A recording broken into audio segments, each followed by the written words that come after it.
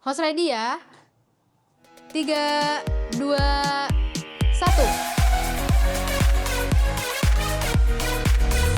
Hai, Halo semuanya. selamat datang kembali di Siberman. Siniar berbagi manfaat. Mencermati dunia. Menemukan makna. Mbak Irma gimana kabarnya? Alhamdulillah baik. Kalau Kak Gila gimana? Alhamdulillah baik juga dong. Wah, luar Mbak biasa Irma kemarin pulang kampung ya? Betul. Kemana Mbak Irma kalau boleh tahu? Ke Pontianak, Kalimantan Barat. Sapa-sapa dulu Mbak Irma. Halo teman-teman Pontianak dan sekitarnya. Oke, jadi Mbak Irma itu aslinya Pontianak teman-teman. Dan Mbak Irma itu kebetulan memang punya kerjaan di Samarinda ya, Kalimantan Timur ya? Iya, di Kalimantan Timur. Kalau nggak salah Pontianak tuh Kalbar ya? Iya, Kalbar betul Kalimantan sekali. Barat ya? Jadi dari barat ke timur nih teman-teman. Itu berapa lama Mbak? Cepet sih ya kalau naik pesawat, palingan cuma 1 jam 20 menitan. Tapi kalau jalan darat nih, nah itu bisa lebih dari 1 hari. Bahkan ada yang bilang itu bisa sampai 3 sampai 5 hari ya kalau berhenti gitu. Jadi kayak road trip gitu teman-teman. Wow, seru ya. Tapi Mbak Irma memang di Pontianak di kotanya kah atau di daerah tertentu? Di kotanya sih. Di kotanya itu ya. Iya. Menarik. Saya belum pernah kesana sih. Ayo. Cukup berbeda ya vibes-nya dengan di Samarinda gitu. Karena ya memang di setiap tempat itu pasti berbeda karena culture dan kebudayaan juga situasi politiknya juga mungkin berbeda. Oke, nah ngomongin soal politik gitu ya. Ini kemarin Mbak Irma pulang kampung pasti merasakan juga yang sebenarnya bukan urusan kita. Akhirnya kita tuh terkena dampaknya gitu ya. Iya. Nah, Mbak Irma kemarin ngomongin soal mudik, arus mudik ini kan harusnya menjadi momen untuk ya kita berkumpul sama keluarga gitu ya, terus habis itu happy bawaannya. Betul. Dengan kelakuan pejabat-pejabat kita, aduh bukan pejabat ya, maksudnya lebih ke orang-orang yang ya itu tadi ya, dalam tanda kutip punya wewenang gitu ya, mereka ada aja gitu ya, terobosannya tuh ada aja idenya Setiap untuk hari ya setiap ada hari terobosan. tuh terobosan dan meresahkan gitu ya. Iya, jadi kalau teman-teman mungkin juga scroll media sosial itu pasti ada jedar-jedar nih di setiap berita-berita yang kita baca setiap hari, maupun lokal atau internasional atau ya. bahkan daerah juga ya. Betul. Kalau dari Mbak Ima kemarin ada nggak isu politik yang terjadi di daerah misalnya Pontianak? Alhamdulillahnya kalau di Pontianak so far so good sih. Kita ada salah satu bupati yang sekarang lagi dipuji-puji banyak orang. Jadi beliau ini mereformasi kota kecil di sekitar Kalimantan Barat. Jadi kota yang lebih internasional. Jadi dalam waktu kurang 2 tahun kayaknya itu banyak hotel-hotel misalnya Sheraton itu mulai masuk dan pembangunannya cepat banget. Tapi ada yang menariknya nih teman-teman. Jadi karena bupati itu terlalu bagus, kalau ada jalan yang bermasalah gitu langsung di-tag gitu. Terus orang-orang marah lah, ini bukan wewenang beliau nih, kenapa beliau yang di-tag kayak gitu. Jadi semua akhirnya karena saking positifnya, terus akhirnya semua bergantung sama bupatinya. Yes, kayak gitu. Nah itu ngingatin saya dan mungkin kita semua juga seberapa besar media sosial gitu untuk jadi jembatan antara kita sebagai warga sipil dengan pemerintah, ya enggak sih Kak? Ya memang sebenarnya harusnya ya gitu kan, sebenarnya apa yang menjadi sebuah peraturan dari pemerintah, kemudian juga kebijakan atau misalnya urusan-urusan yang melibatkan pemerintah dan juga warga itu berkesinambungan gitu. Atau saling terkait satu sama lain. Jadi nggak bisa tuh semena-mena gitu ya, warganya semena-mena, nggak bisa juga karena kita juga rakyat ngikutin pemerintah juga nggak bisa semena-mena karena ya kita pemerintah itu apa yang dikatakan pemerintah pasti berpengaruh terhadap rakyat. Betul sekali.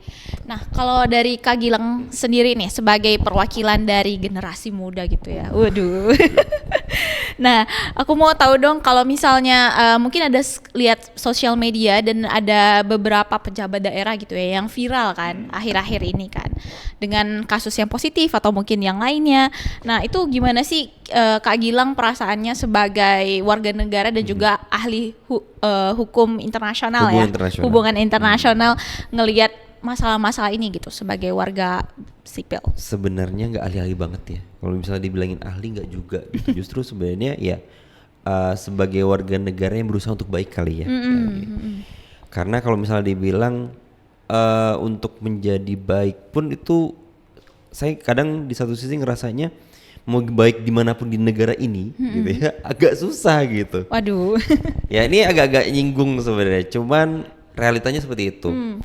Tapi berkaitan dengan apa yang terjadi di negara kita saat ini, memang cukup di satu sisi mengkhawatirkan, di satu sisi juga menjengkelkan gitu. Tapi kita sebagai warga negara Indonesia, jangan lupa pembahasan di episode lalu, mau gimana pun kita tuh tetap makan di sini, lahir di sini, kemudian juga tinggal di sini gitu ya. Sehingga kemudian kita boleh nggak suka sama pemerintahannya, tapi jangan sampai itu membenci negara kita sendiri. Oh, menarik nih teman-teman.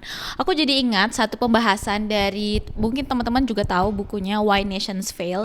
Jadi di buku itu ada diceritakan nih Kak, salah satu kunci dari negara maju adalah tidak hanya warga negaranya yang bagus, tapi institusinya yang bagus juga, karena itu akan membuat negaranya lebih sustainable majunya kayak gitu. Jadi nyambung juga dengan yang Kak Gilang bilang sebelumnya.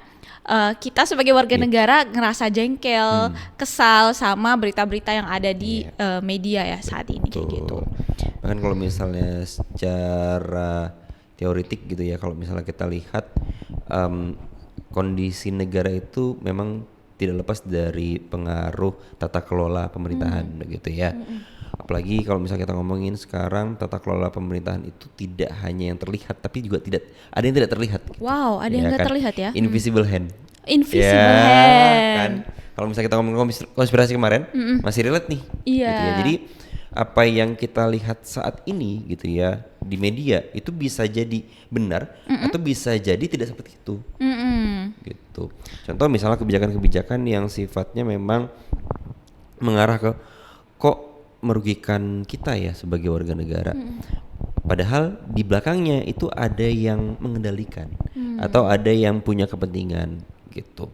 Nah, tapi Mbak Irma kalau ngomongin soal politik ini balik lagi nih. Saya yang nanya nih. Mbak Irma ini kan basicnya bukan dari orang politik. Iya betul. Gitu. Tapi menurut Mbak Irma penting nggak sih untuk orang-orang yang awam soal politik itu belajar soal politik? Menurut saya sih penting banget ya. At least kita tahu paling penting nih ya, siapa orang yang mau kita pilih. Jadi kalau menurut saya pribadi, ketika kita memilih suatu pemimpin, at least kita tahu visi misinya gitu. Dan kita pelajari track record beliau gitu. Jangan hanya terpancing sama gimmick-gimmicknya aja atau keviralannya beliau kayak gitu. Jadi harus dipelajari karena menurut saya itu bakal menentukan hidup kita dan kualitas hal-hal yang mau beliau ambil gitu ke depannya gitu. Kalau menurut Kak Gilang dari perspektif hubungan internasional nih, atau politik ya. Pemimpin itu sesignifikan itu nggak sih mempengaruhi hubungan-hubungan antara negara? Sangat. Karena begini, ke dalam namanya kan hubungan internasional ya, pasti kan ada interaksi antar negara, tapi juga kita harus melihat bahwa ada kebijakan dalam negeri, ada kebijakan luar negeri. Dua-duanya saling berhubungan. Dimana kemudian kalau di dalam negerinya aja bermasalah, maka bisa jadi di luar negerinya pun akan muncul masalah, walaupun ada namanya branding, ada namanya propaganda dan lain sebagainya. Tapi bagaimanapun propaganda itu akan tercium, akan terlihat secara sendirinya gitu ya. Contoh misalnya sebagus-bagusnya negara-negara di Asia Tenggara atau misalnya di dunia gitu ya, pasti ada aja pihak-pihak yang akan melihat secara lebih detail apa sih yang terjadi di negaranya gitu ya. Kalau bagus gimana cara kerja negaranya itu atau tata kelolanya gitu. Kok bisa sih bagus banget gitu ya. Tapi kalau misalnya dari dalamnya aja udah buruk gitu ya, terus habis itu pencitraan ujungnya di luar gitu ya, maka orang-orang akan ngeliatnya ini bener gak sih? Real gak sih negara ini tuh bagus secara citra? Ya, jadi marwah itu nggak selalu penting ya. Marwah tidak selalu penting. Karena yang penting adalah kinerja kan, outcome-nya yang penting. Makanya ada istilah meritokrasi ya. Iya, meritokrasi. Tapi apakah benar Kak, meritokrasi itu masih memberikan manfaat sampai sekarang? Karena in the end of the day banyak juga kan kita nih udah sekolah tinggi-tinggi, udah pintar, tapi in the end of the day yang keterima juga orang dalam. Gimana tuh menurut? Ini pertanyaannya agak sedikit plus minus ya, dalam artian itu bisa dilihat dari sisi positif, bisa juga dari sisi negatif. Kalau sisi positifnya adalah pendidikan tinggi, kemudian juga pengalaman, kemudian juga kita ngomongin soal rekam jejak gitu ya. Ternyata itu berpengaruh terhadap bagaimana kemudian orang tersebut atau pelaku untuk misalnya dari segi pemerintahan ya, atau misalnya pejabat misalnya gitu. Itu pasti akan berpengaruh terhadap bagaimana dia mengelola, bagaimana dia memimpin. Tapi kembali lagi, ego atau misalnya emotional quotient itu kan menjadi hal yang penting ya. Penting Dan banget. orang yang EQ-nya bagus Heeh. bisa jadi EQ-nya juga bisa jadi bagus atau yang Sebaliknya. gitu ya. Iya. Tapi jangan lupakan juga kita ada IQ, EQ, SQ, Ya, spiritual quotient. Dia pinter, dia emosionalnya bagus. Tapi dia sendiri itu nggak percaya akan sebuah bahwa dunia ini tuh nggak tiba-tiba jereng gitu berdiri sendiri gitu, atau misalnya dunia itu diatur oleh manusia gitu. Ya alam itu kan ada muncul karena ya kehendak Tuhan kan. Iya. Gitu. Kalau misalnya dia nggak percaya sama Tuhan gimana coba? Menarik ya. Ya kan, itu jadi hal yang seru. Jadi kalau misalnya ngomongin soal pengaruhnya besar, sangat pengaruh. Tapi balik lagi, negativitinya pasti muncul. Ada juga gitu. Karena gini, orang yang pinter gitu bisa jadi dia pinter beneran, atau bahasa Jawanya keminter, sok pinter, ya Iya. gitu ya. Atau pura-pura pinter. Jadi tuh kita tuh berada di dalam lingkungan yang ya tadi 3 itu. Kita akan menemukan orang-orang yang memang beneran pinter. Ada yang orang yang pura-pura pintar, atau yang sok pinter. Ya, dan sayangnya nih, saya juga pernah baca, biasanya kita cenderung memilih pemimpin yang salah karena kita kira orang yang mungkin keminter, kata Kak Gilang tadi, itu adalah orang yang paling capable di ruangan. Padahal biasanya orang yang pinter itu dia itu menganalisis situasinya dulu, dia nggak bakal terlalu banyak bicara gitu. Tapi biasanya kita memilih seseorang yang paling banyak bicara karena kita pikir beliau itu adalah yang paling performatif gitu. Betul. Jadi kan orang tuh masih melihat sekarang itu bukan don't judge by book cover ya, udah nggak lagi, tapi lebih ke arah judge by The content. Who can share content, atau misalnya most vocal on the room gitu. Iya, kayak gitu. Dan satu lagi nih Kak, menurut saya menarik juga pas Kak Gilang tadi bilang tentang kemajuan suatu negara ya. Saya setuju sih. Jadi kemajuan suatu negara itu menurut saya ya bisa jadi lebih maksimal kalau semua orang tuh bisa berkontribusi, atau semua orang bisa mendapatkan manfaat dan thriving gitu. Betul. Karena kalau cuman dikuasain sama beberapa orang aja, nah itu akan cenderung berbahaya nggak sih? Kenapa? Misalnya nih ya, misalnya suatu wilayah atau suatu provinsi atau kota dipimpin oleh keluarga atau nepotisme, dinasti. Nah kayak gitu. Nah maka pasti ada pihak-pihak yang mau menghindari perubahan-perubahan itu dong. Malahan ada fakta yang bilang kalau perubahan atau kreativitas itu tercipta karena ada disrupsi.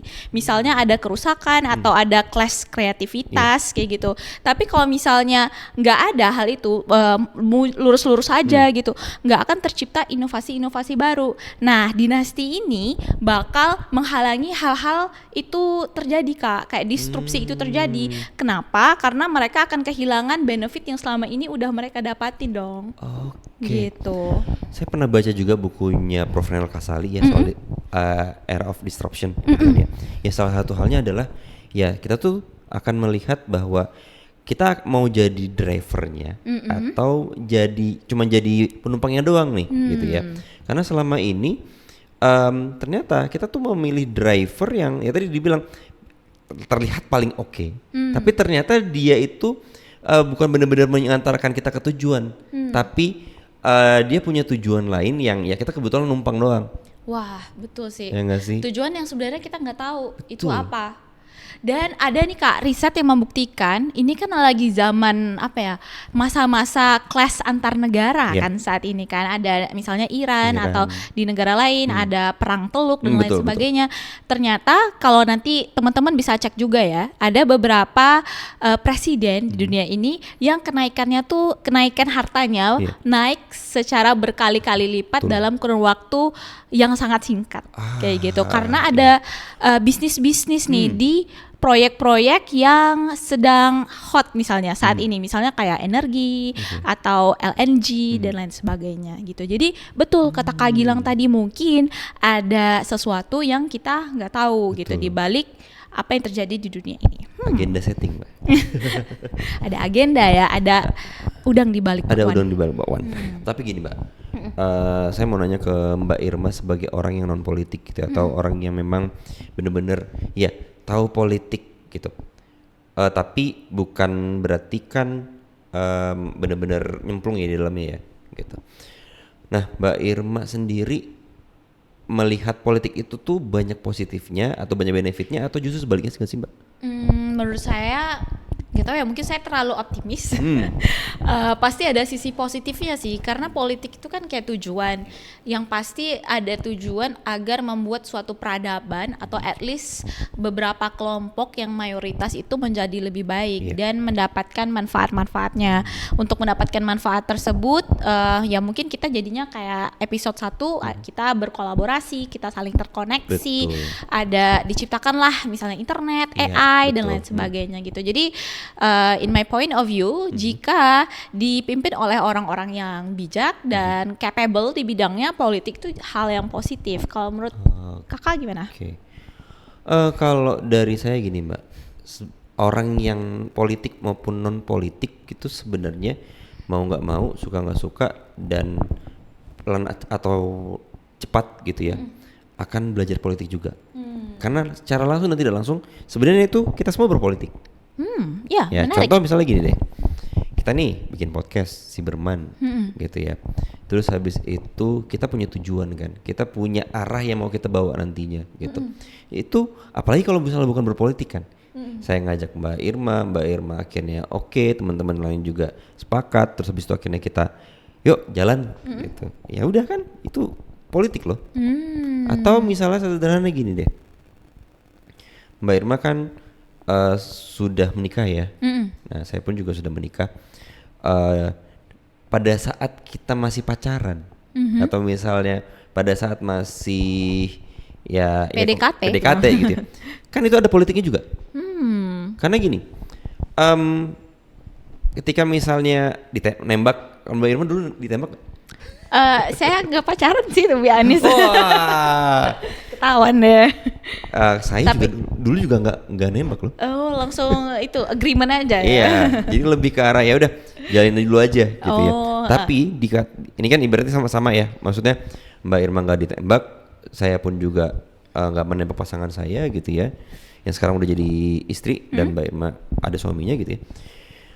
Di situ kan muncul politik ya, ketika misalnya yuk kita jalanin aja nih.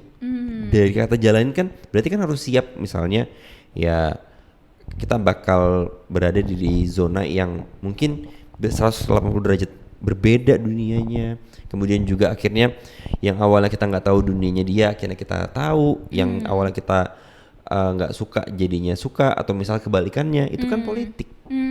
Dan kalau orang Jawa mungkin ada istilah bebet, bobot dan bibit gitu ya. Jadi kayak kita lihat siapa sih orangnya, Betul. siapa keluarganya, orangnya seperti apa kayak gitu, dan backgroundnya. Nah itu mungkin ada unsur politiknya atau manfaatnya, kayak cost and benefitsnya apa gitu. Bener.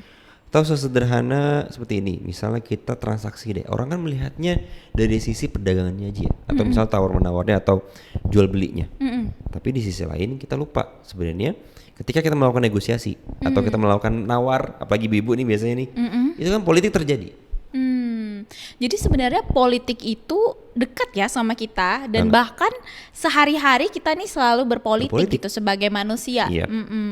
Menarik. Karena ya kalau misalnya kita belajar dari sejarahnya dulu pada saat zamannya Yunani kuno gitu ya, dimana kemudian filsafat muncul dengan Socrates, Aristoteles dan lain sebagainya, Plato juga gitu. Sebenarnya yang mereka ajarkan ke kita itu adalah kita tuh perlu berpolitik dengan benar begitu.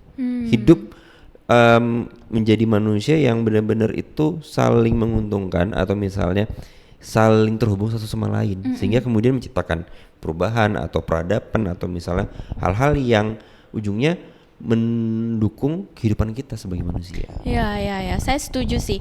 Tapi gimana sih Kak, biar kita itu nggak apatis dalam berpolitik? Kan tadi di awal kita bilang capek ya sekarang bacain berita-berita di sosial media atau ngelihat situasi yang perang-perang terus. Nah, jadi beberapa orang tuh kayak pengen menarik diri dan nggak peduli gitu sama politik. Gimana sih biar kita nih sebagai manusia biasa gitu ya? Manusia biasa. Nah, itu tetap aktif gitu, tetap dapat ilmu ataupun tahulah tentang situasi terkini gitu. Oke, yang pertama sih kalau misal dari saya ya pribadi, untuk paham politik itu sebenarnya nggak harus yang benar-benar ngerti semua ya. Boleh nggak begitu suka politik atau misalnya nggak begitu peduli soal politik, tapi please jangan apatis. Karena ketika misalnya kita nggak ngikutin perkembangan dunia politik, kita harus siap dipolitisasi. Nah, itu yang poin utamanya di situ gitu. Manakala kemudian kan dibilang kalau dulu itu kan buku itu jendela dunia gitu ya. Kemudian teknologi itu menghubungkan, ya kan.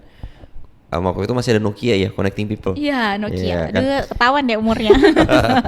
Tapi sekarang adalah orang yang bisa menyampaikan atau misalnya orang yang bisa menginfluence adalah orang yang pada akhirnya 30-50% masalahnya itu selesai gitu. Karena ya tadi urusan misalnya kita ngerti politik bukan di kantor ya, politik di perdagangan misalnya gitu. Kita pada akhirnya tahu, oh kalau misalnya jual beli itu ada harganya loh. Terus kalau misalnya nggak sesuai gimana? Masa kita diam aja? Iya, Ya kan, dan betul. lain sebagainya. Itu yang pertama. Terus kalau dari saya yang kedua yang paling penting supaya nggak jadi apatis banget adalah teman-teman setidaknya di circle kita gitu ya. Ini sebenarnya hukumnya sunnah gitu ya. Tapi kalau ada bagus. Kita berteman dengan orang yang memang dia ngerti politik. Gitu. Karena ketika misalnya nih, kita kan nggak pernah tahu ya masalah itu muncul kayak misalnya kemarin yang lagi tren sekarang, yang lagi viral kemarin itu kan baru-baru ini habis Lebaran kita dikagetkan dengan pekerja kreatif yang desain, ngedit video dan lain sebagainya nggak dihargain kan. Dan juga harga minyak katanya 1 April mau naik. Rupanya nggak jadi. Ya nggak jadi. Nah itu kan sebenarnya kalau misalnya kita ngomongin yang tadi deh, yang soal pekerja kreatif tadi yang dihargai nol dan dia dikriminalisasi gitu ya. Kalau dia nggak ngerti politik gitu kan, dia nganggap, oh aku nih kok jadi korban ya. Aku kemana nih arahnya? Tapi karena dia paham, dia ngerti caranya seperti apa untuk, oh ini kita harus ke ranah hukum deh. Atau misalnya ini tuh nggak bener nih. Ini udah ada permainan dari pihak berwenang yang merugikan gitu. Tapi kalau enggak, ya kan maka yaudah dia nerima nasibnya aja kan. Iya, jadi lebih pasif ya. Kita nggak bisa speak up dan kita juga nggak tahu arahnya kayak gimana harusnya gitu kan.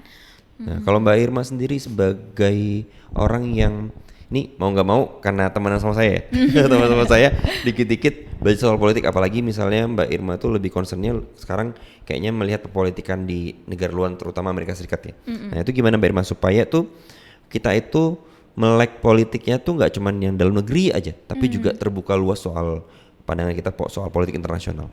Yang paling pertama harus kita lakukan at least baca sih. Baca dari dan menelaah dari berbagai sumber. Jadi nggak langsung percaya sama sumber tertentu ya. Jadi teman-teman bisa kayak double check gitu kalau ngelihat berita. Itu sih. Dan ya dengan kita tahu politik kita jadi lebih tahu nih apa yang kedepannya mau kita lakukan kayak gitu. Mungkin kayak kata Kak Gilang tadi, kita bisa mengambil benefits misalnya dalam berinvestasi nih. Biasanya kan kalau harga minyak naik misalnya ada saham tertentu yang jadi naik atau harga emas jadi naik turun. Nah mungkin teman-teman bisa mengambil bukan kebijakan ya, ngambil decision berdasarkan hal tersebut gitu. Mungkin kita bisa ngambil benefitsnya juga, misalnya kayak pas harga emas naik kemarin teman-teman ada yang ngejual investasi mereka dan dapatkan untung besar. Nah itu kan juga keuntungan dari situasi ini kan, dan karena kita lebih aware aja sama situasinya gitu sih. Karena kan kita akhirnya pada misalnya Mbak Irma tadi kan ngeliat dari harga emas, kenapa sih harga emas bisa naik atau misalnya kenapa sih bisa turun, atau misalnya gampangnya kenapa sih harga minyak bisa jadi naik. Kalau kita nggak tahu atau kita nggak belajar soal politik, kita pasti bakal mikir ini akal-akal pemerintah nih. Iya, kita jadi lebih apatis sama pemerintah dan punya trust issue gitu kan. Tapi kita bisa telaah lagi nih, kenapa sih harga minyak naik? Oh misalnya ada ketidaklancaran distribusi. Nah apakah itu selamanya atau sementara aja? Kalau misalnya kita cuman ikut-ikutan orang, jadi bisanya jadi panic buying. Nah kebetulan di tempat saya waktu itu ada panic buying. Jadi sebelum malam lebaran gitu stok di pom bensin itu habis semua Kak, kayak gitu. Dan orang-orang itu rela ngantri semalaman di malam takbiran demi dapat bensin dan solar. Nah, bayangkan sepanjang apa? Ternyata di hari lebaran pertama itu udah balik normal lagi. Jadi nggak perlu ngantri sebenarnya.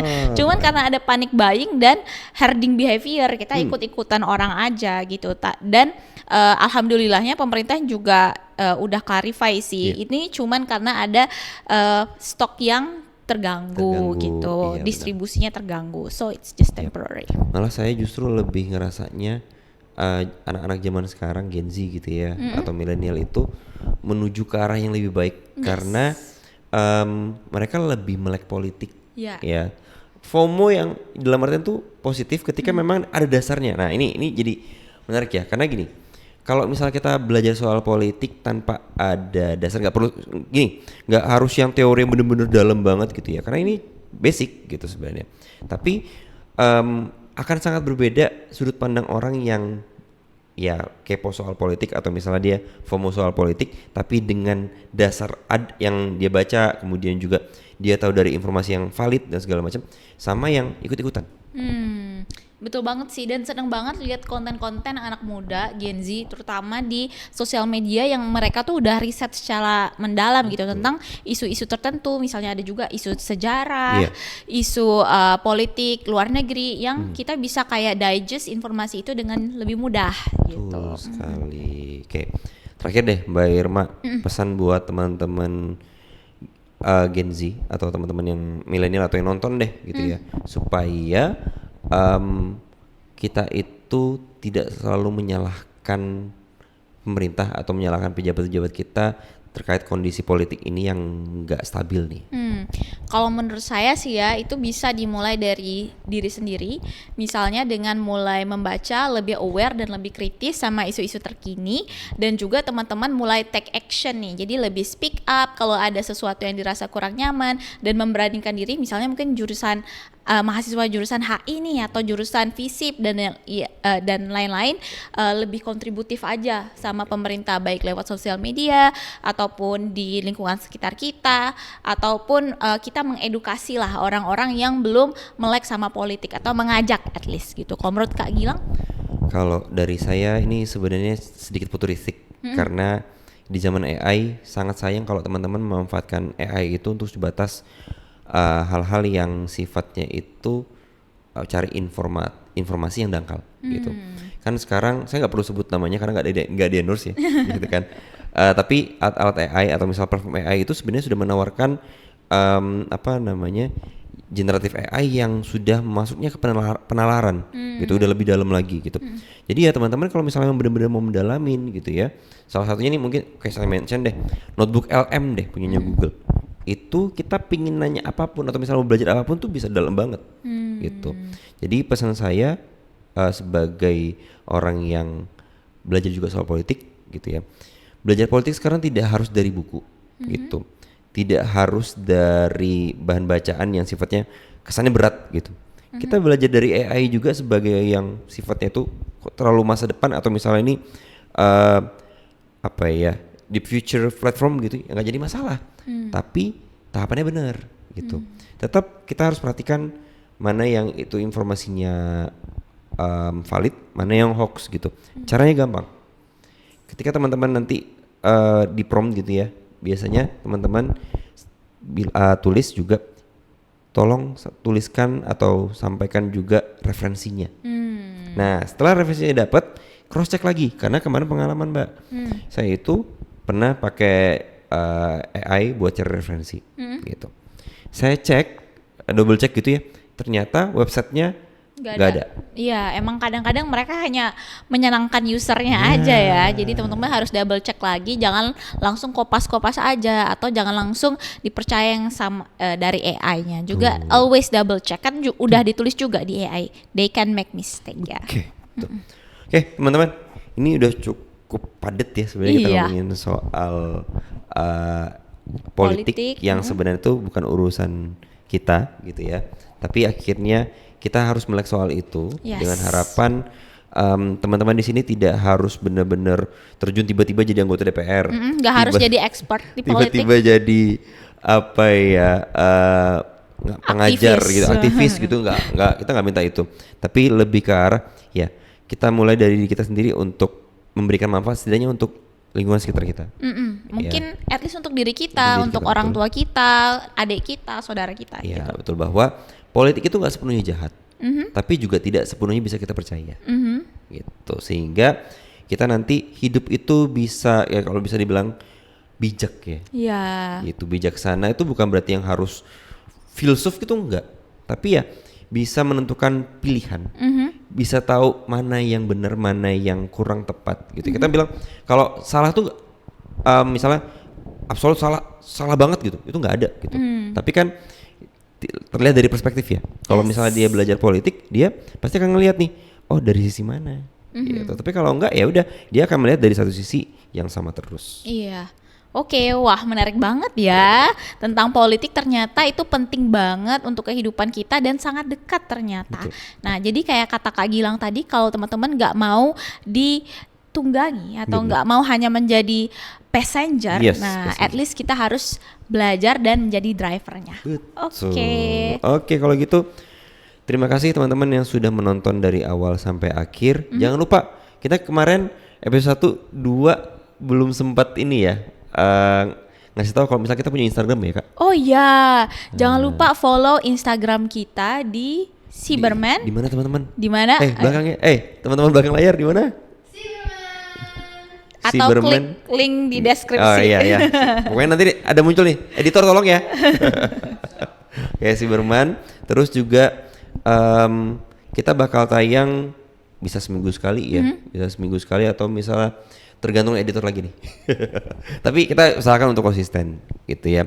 Jangan lupa juga teman-teman untuk like, komen, dan subscribe ya, karena itu bakal berguna banget, bermanfaat banget buat kami. Ya, kami juga akan tetap semangat untuk ngasih manfaat gitu ya, karena bermanfaat itu sendiri kan apa ya, definisinya luas banget ya. Bermanfaat buat siapa ya, harapannya sih setidaknya kita bermanfaat buat teman-teman yang nonton. Kalau gitu terima kasih dan see you.